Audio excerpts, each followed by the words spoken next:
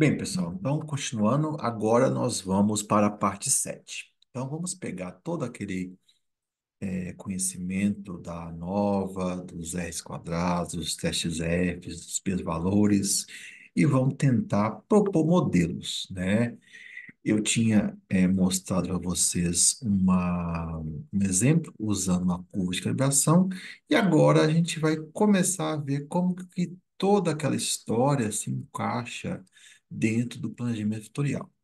Então a ideia aqui é a seguinte: nós já saímos dessa fase da triagem, né? Eu gosto muito dessa figura, né? Já falei para vocês, onde nós vamos agora tentar fazer um ajuste fino e obter modelos de regressão. Tá? Nesses modelos de regressão, a gente pode usar várias ferramentas, como o composto central, o Dodge e o Boxbank. Mas vamos com calma e vamos tentar ver aqui como que a gente faz esse modelo. Então, a gente está entrando aqui no refinamento. Esse é o capítulo 3 da primeira edição do meu livro, né? A gente vai começar a falar sobre isso. Aqui nesse ponto, o número de variáveis é tipicamente duas ou três. A quantidade de experimentos é um pouquinho menor do que a quantidade de experimentos que foram feitas, do que a quantidade de experimentos que foi feita na triagem. E, obviamente, conhecimento sobre o sistema, né, é um pouco maior. Então, a ideia é, faz a triagem primeiro, vê o que é importante, depois vai para o refinamento.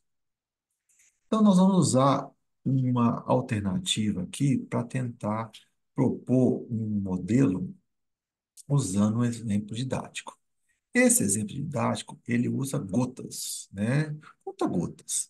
Então, a ideia foi verificar, por exemplo, como que alguns parâmetros da determinação de Chrome 6 com difenilcarbazida, né, como que alguns parâmetros influenciam essa determinação, né? Então, é um exemplo didático, um exemplo rápido, simples, dá para você usar em alunos de graduação, dá para você usar em alunos de pós-graduação, e depois você vai implementando coisas um pouquinho mais complicadas.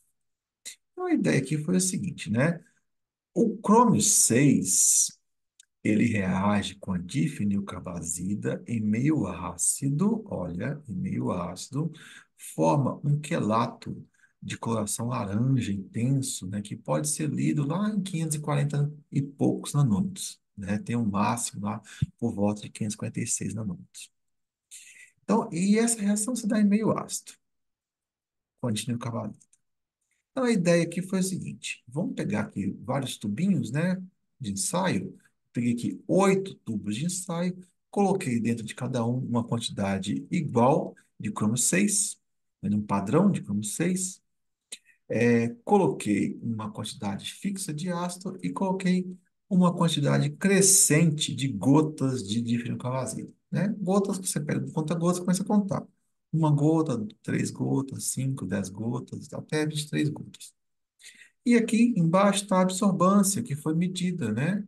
Ah, o volume foi ajustado, né? Então, foi tudo na base da gotinha. Coloquei o número fixo de gotas de cromo 6, o número fixo de gotas de ácido sulfúrico, o número variável de gotas de difenilcarbazida e depois arrematei tudo com água destilada para tentar deixar todos os tubos com o mesmo volume, né? Para que essa diferença de volume não influencie no sinal, né? Não influencie na absorvância.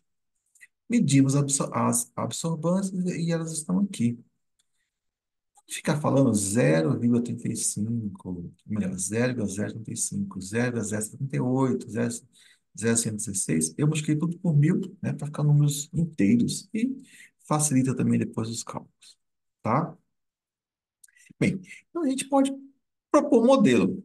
Esse modelo aqui vai ser em função do número de gotas, né? Então, a gente vai ajustar aqui o modelo de tal forma que a gente vai ter um coeficiente linear, que é o nosso B0, um coeficiente angular, que é relativo aqui à quantidade de gotas, e o objetivo é minimizar esse erro, né? Esse modelo pode ser linear, esse modelo pode ser quadrático, né? Como é que vai ser esse modelo? A primeira coisa que todo mundo precisa fazer é o seguinte: vamos colocar os dados em um gráfico e ver como que eles se comportam. Então, não existe coisa mais importante a ser feita numa análise como essa do que a gente verificar se há uma tendência linear. Obviamente que está bem claro que existe uma tendência linear, né? Quanto mais gotas de difenocarbazita eu coloco, maior é a absorvância, né? Maior é a absorvância. E esse aumento, tudo indica que tem uma tendência linear, né? Parece que está curvando levemente aqui, né? Mas está bem linear. Então, a gente pode propor um modelo. Nesse modelo, a gente pode usar a Regression Tool, né?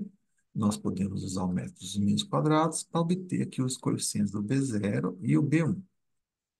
Bem, então o Y é um vetor coluna com as absorvâncias. O X é uma matriz com uma primeira coluna repleta de números uns, para a gente calcular o B0, e o número de gotas que nós adicionamos para a gente calcular a inclinação, ou o B1, ou o coeficiente angular.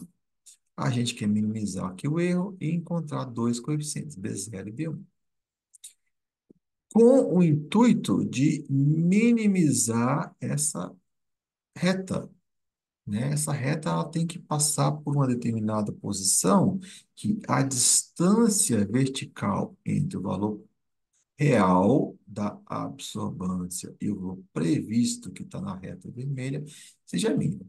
E é claro que o valor experimental pode estar em cima da reta, né?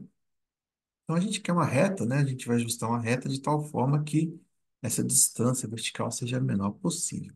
Eu já mostrei para vocês como faz isso anteriormente.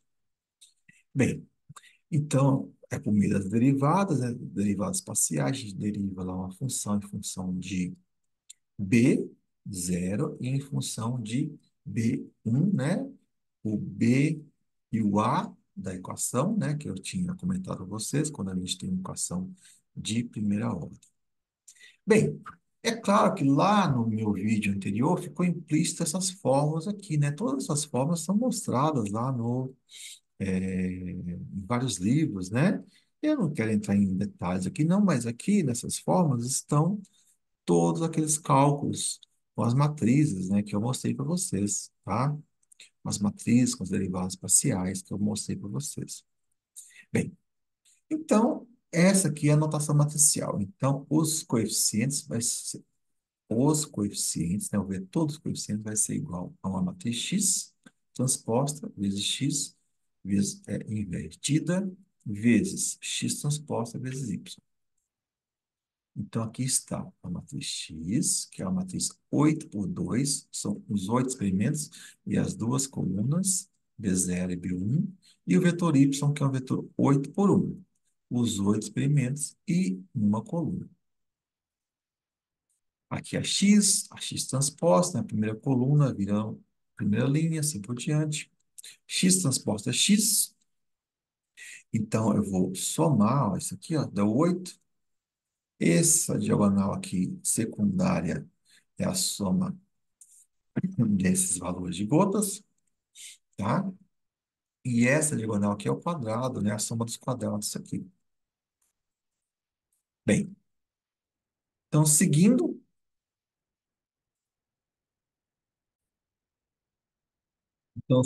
o que nós temos, então, ó, aqui está a matriz. Preciso calcular essa x transposta x inversa.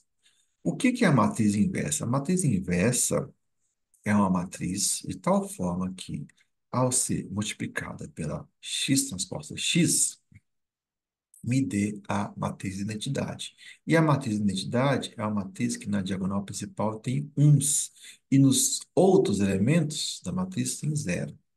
Tá? Então, a matriz inversa de x transposta x vai ser uma matriz que, ao multiplicar pela x transposta x, vai me dar a identidade. Então, essa matriz é essa aqui, ó.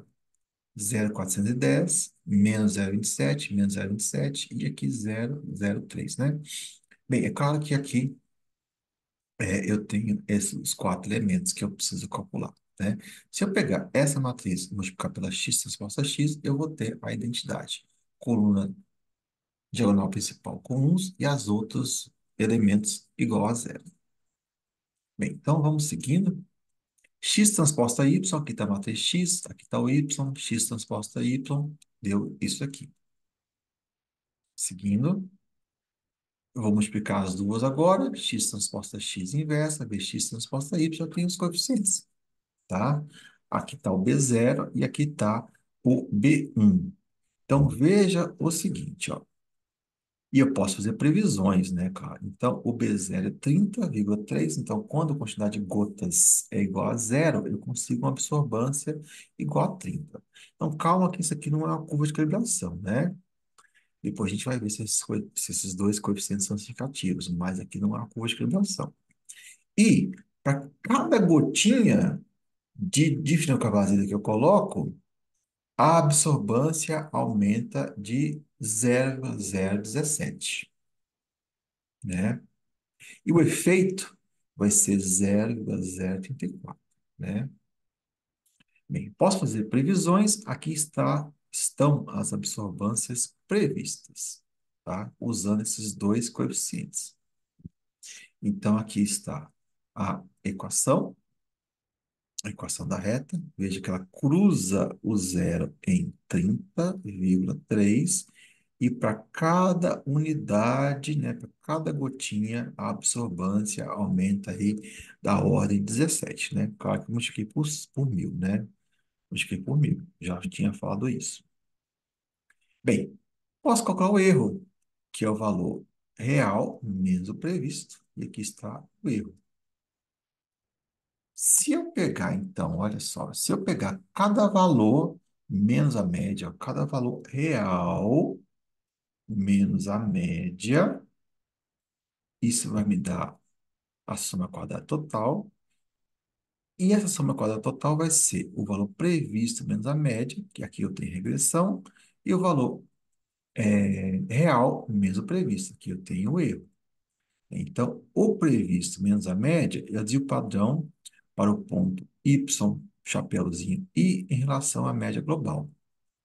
E o y menos o y, chapeuzinho, é a diferença do valor observado, y, i, e o valor previsto. Y, chapeuzinho, i. Bem, então, o que eu posso visualizar aqui? Então, aqui eu tenho a média, ó, esse ponto aqui é a média geral. A média geral menos o yi vai me estar relacionado com o total. O yi menos o valor previsto me dá o erro. E o valor previsto menos a média me dá a diferença que eu vou computar para calcular a soma quadrada da regressão. Então, isso aqui me dá o erro, isso aqui me dá a regressão, e o total aqui me dá a soma quadrada total. Então, o que eu estava comentando com vocês aqui, ó, se eu levar tudo isso ao quadrado e somar, eu vou ter yi menos o y geral, né, a média geral, eu tenho elevado ao quadrado, somado, eu tenho a soma quadrática em torno da média, ou soma quadrada total. Previsto menos a média, eu tenho a soma quadrática devido à regressão. Real menos o previsto, soma quadrática residual. Se eu somo esses dois, eu tenho o total. E o R quadrado, já comentei com vocês, é a regressão dividido pelo total. É uma porcentagem. Já falei também do R quadrado ajustado, toda aquela historinha. E aqui está a tabela nova, né? Regressão vai ter P menos 1 grau de verdade. P são dois coeficientes. Menos 1, eu tenho 1 grau de verdade. Resíduo, N menos P. N é 8, P é 2. Então, aqui eu vou ter 6 graus de verdade. E o total n menos 1, 8 menos 1. Se eu pego a soma quadrática e divido pelo grau de liberdade, eu tenho a média quadrática. Tá aqui. Essa média quadrada dos resíduos vai ser a variância, né? Se não tiver falta de ajuste, a variância para eu calcular o intervalo de coeficiente, o intervalo de coeficiência dos coeficientes. Bem, então agora aqui, olha só, eu peguei o valor previsto, o previsto menos a média, eu levei ao quadrado e vou ter a soma quadrática da regressão. O valor real menos o previsto, elevado ao quadrado, eu vou ter a soma quadrada do resíduo. E aqui está o erro, né? Eu peguei cada resíduo e elevei ao quadrado. Bem, Ah, não está batendo, né, Dani? Olha só, menos 4 ao quadrado dá 16. É claro que aqui eu fiz um Excel, não, então tem mais casas decimais por detrás disso aqui, tá? Não tentem reproduzir com base no que está aqui. Tem que pegar os dados originais que estão aqui, né? O valor real está aqui. Bem, agora, então, aqui está uma parte da tabela a nova, regressão, resíduo total, regressão mais resíduo me dá o total, grau de liberdade, regressão, P menos um são dois coeficientes, menos um resíduo, 8 menos 2 6 total, 8 menos um 7. Média quadrática, só a quadrada dividido pelo grau de liberdade, aqui. E o R quadrado, olha só, deu 99,31%, né? Muito alto, né? Muito bom. Teste F. Primeira coisa, o F é da média quadrada de regressão e do resíduo. Deu muito alto, 859.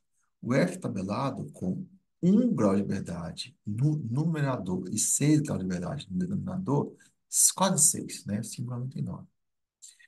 859 dividido por 6 dá 143, né? Ou seja, está muito maior, né? O F calculado está muito maior que o tabelado. Ou seja, o p-valor, ele é muito baixo, muito menor do que 0,05, né? A gente pode conferir isso depois. Eu já mostrei para vocês como é que faz esse cálculo anteriormente. Lá no Excel.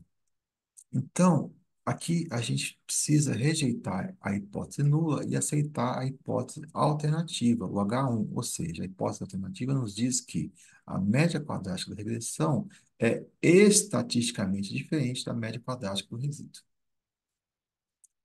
Aqui está a gota de fluido com a vazia, os resíduos, né? O resíduo parece que tem uma leve curvatura, né? A gente vai ver como é que isso vai influenciar daqui a pouco. Bem, eu posso calcular os erros, né? Então, eu vou pegar a diagonal principal da matriz x transposta a x e vou multiplicar pela média quadrática do resíduo. Então, aqui está a variância dos dois coeficientes que foram calculados. Se eu tiro a raiz quadrada disso, eu tenho o erro. O erro do 30 é 7,5 e o erro do 17 é 0,59.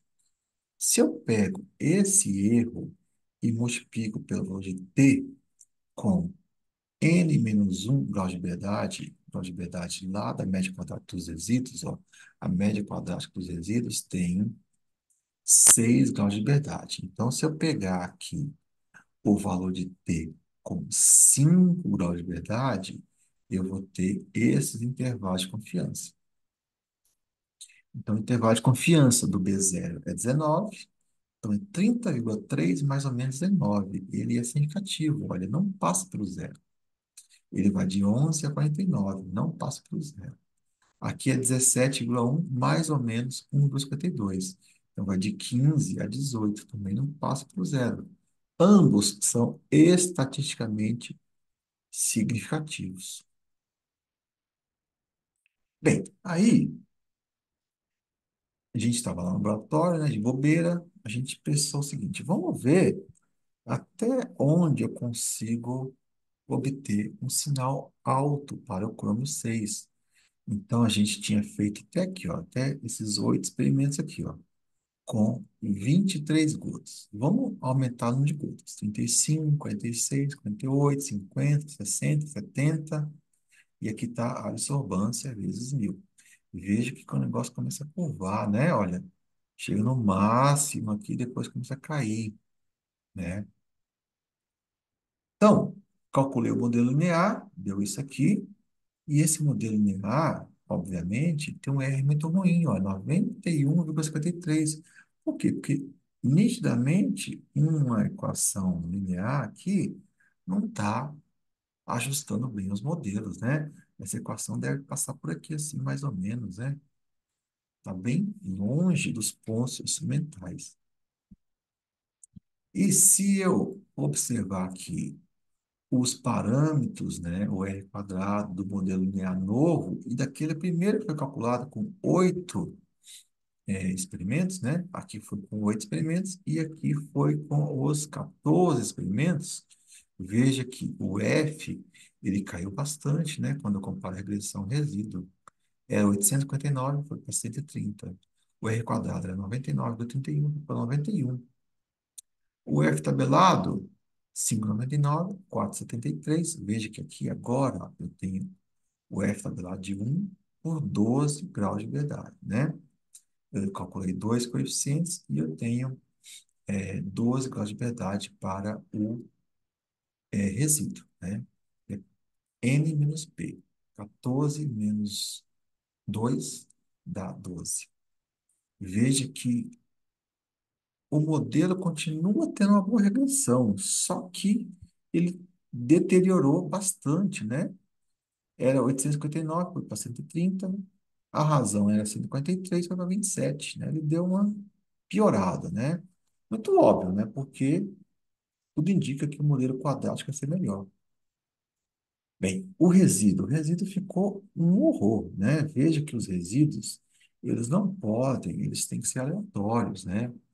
Eles têm que ser homocedásticos, né? Eles têm que ter resíduos flutuando ao redor do zero. Eu posso ter resíduos negativos, resíduos positivos. Eles não podem ser heterocedásticos, como está mostrando aqui, né? Aqui eu tenho resíduos negativos, preferencialmente quando as gotas de glicosalina são baixas e quando elas são altas. E resíduos positivos quando está aqui um ponto intermediário. Veja que esses resíduos têm que flutuar, eles não estão flutuando de forma aleatória. Então, veja que esse segundo modelo linear aqui, ele está muito esquisito, né? Veja como é que estava o primeiro. Bom, a escala é a mesma. A escala não é a mesma, né? A escala aqui vai de 200, menos 200 a 150. Aqui no primeiro, a escala era mais restrita, né? Olha só, aqui ficou bem, os resíduos ficaram muito altos, né? Muito altos mesmo. Tá, o que que eu quero chegar? E se eu fizer, então, um modelo quadrático? Então, eu vou incluir aqui um termo quadrático. Eu vou ter o B0, o B1 e o B2. Esse B2 é relativo ao número de gotas ao quadrado. Então, vou montar a matriz X. A matriz de X eu vou ter um B0, que é uma coluna com uns, o B1, que é a coluna com as gotas, e o B1 ao quadrado, que é as gotas ao quadrado. Eu vou aplicar os menos quadrados e vou chegar nesse modelo aqui.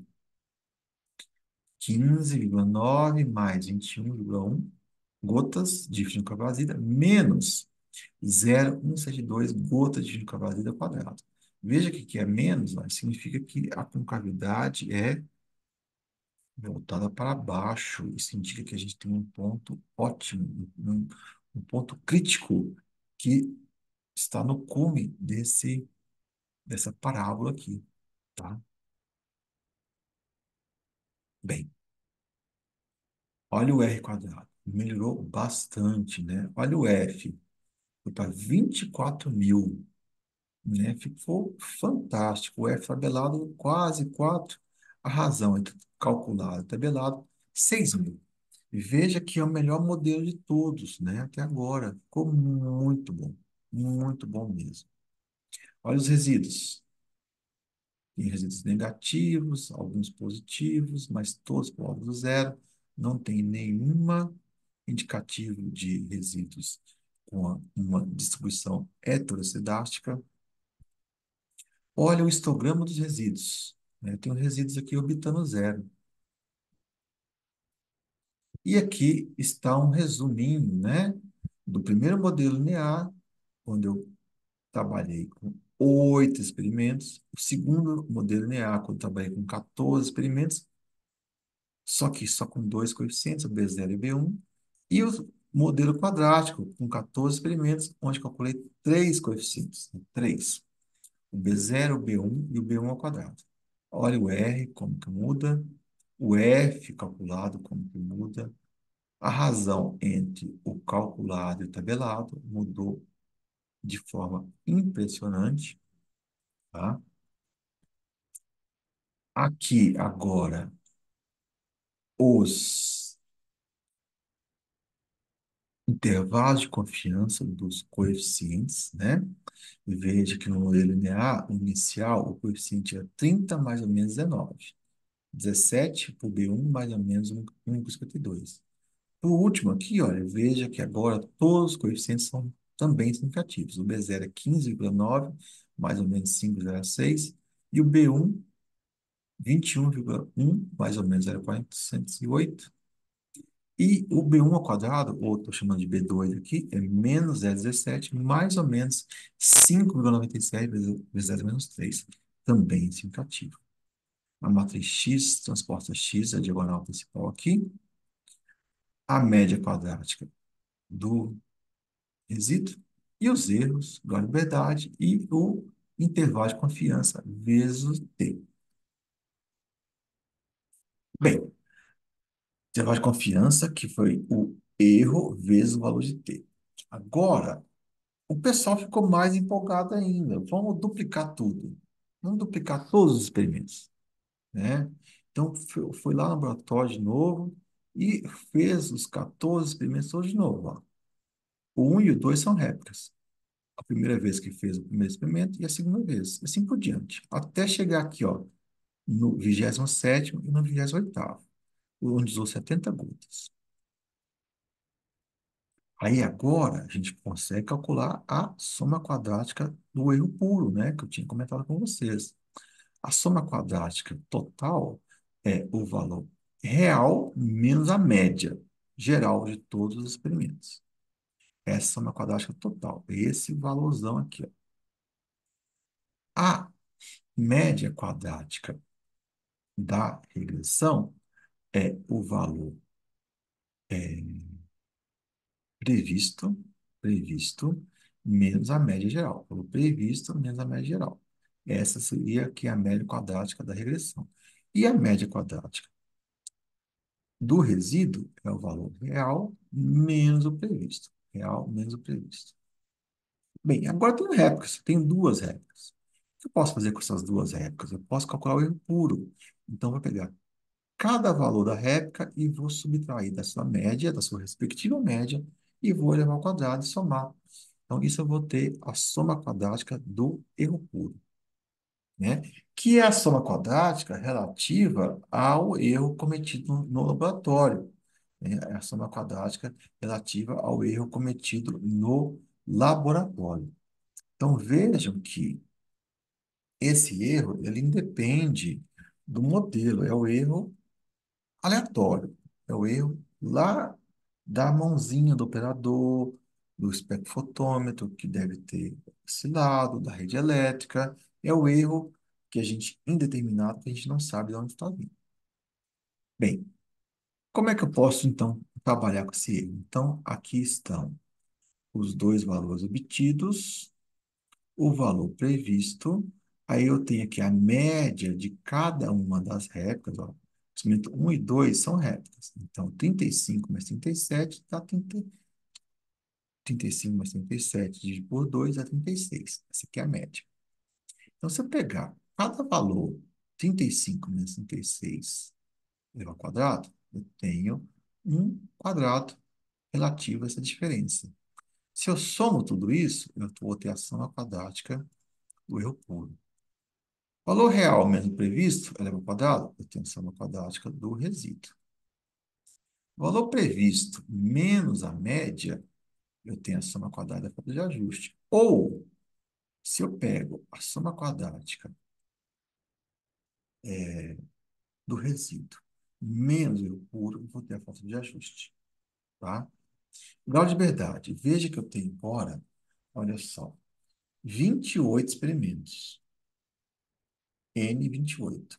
P igual a 3. Foram calculados três coeficientes, o B0, o B1 e o B1 ao quadrado. 28 menos 3, 25. Então, 25 é a média quadrática, ou, desculpa, é o grau de liberdade do erro, né, do resíduo.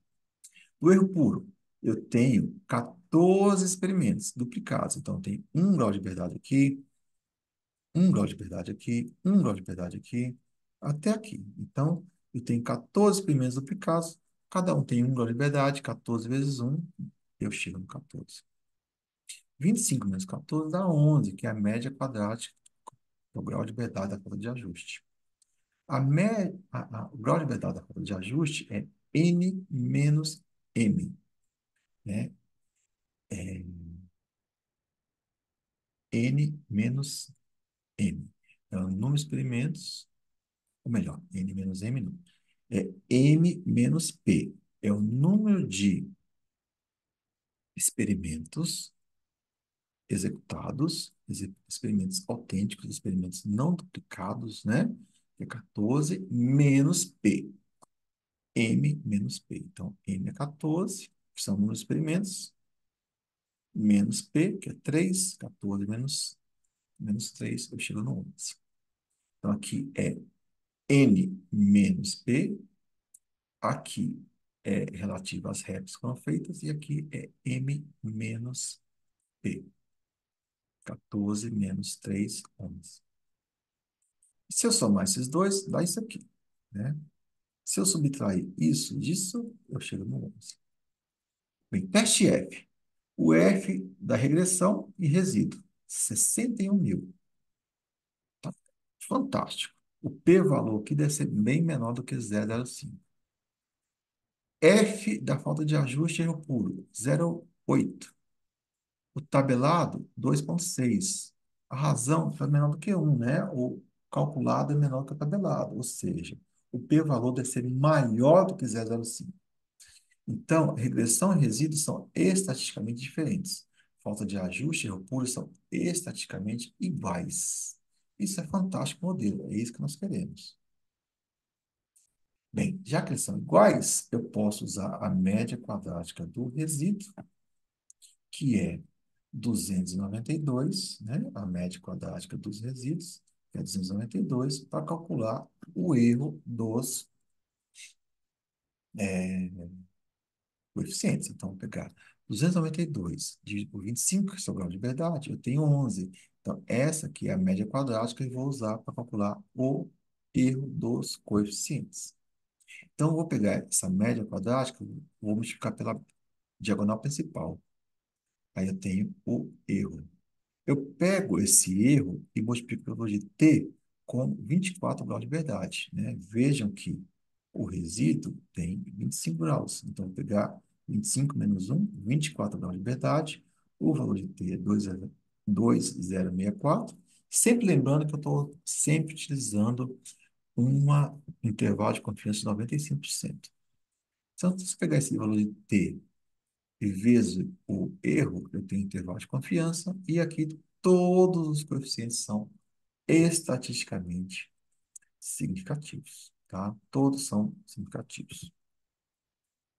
Então, aqui está a tabela, a nova completa, né? Falta de ajuste, M menos P, erro puro, N menos M, dá 28 menos 14, dá 14, né? Bem, tá tudo explicadinho aqui, né? Toda aquela somatória que eu tinha feito, o R quadrado, o R quadrado máximo, o R quadrado ajustado, já mostrei como calcula. Aqui está a tabela nova, preenchida, né? Então, veja que o total vai ser regressão, mas resíduo dá o total. Resíduo vai ser falta de ajuste, mas erro puro me dá o resíduo. Grau de liberdade. Regressão mais resíduo me dá o total. Falta de ajuste mais o erro puro, falta de ajuste mais o erro puro me dá o resíduo. Se eu pego a soma quadrática e dividir pelo grau de liberdade, eu tenho a média quadrática. Bem, com isso, eu posso derivar esses dados aqui e encontrar uma quantidade de gotas de difenilcapazida que vai me dar a maior absorvância, né? Então, aqui eu posso usar a regra da potência, né? Por exemplo, né?